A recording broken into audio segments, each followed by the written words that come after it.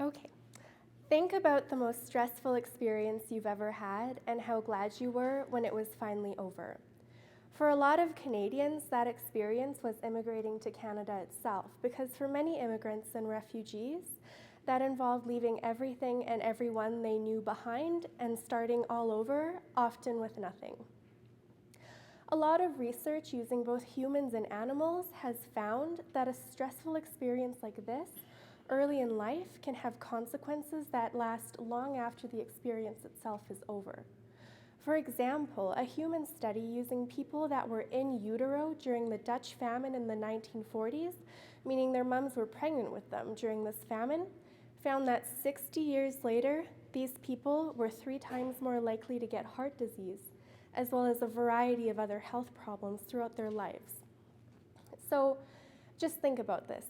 60 years after a famine happened, these people were still dealing with its consequences, even though it happened before they were technically even born.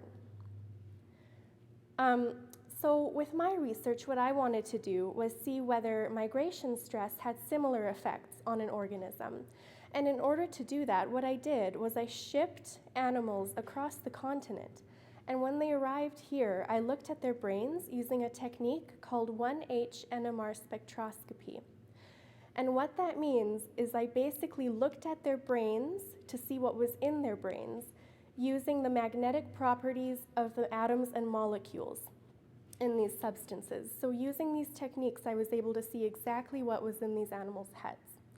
And what I ended up with was a biological profile that was really similar to what other kinds of stress caused. And my biological profile was caused by migration stress. Now, why is this important? Well, if we know exactly, a lot of these compounds in the profile can help us predict and identify diseases long before they ever happen. So we can figure out what you're at risk for as a response to stress years or even decades before you ever start showing symptoms. And this is important because if we can predict diseases, we can take steps to prevent them from ever happening and thus prevent a lot of unnecessary pain and suffering. So my hope is that this research will allow each and every one of us to live our lives to the fullest. Because after all, Canada is a nation that has been founded on its immigrants and refugees.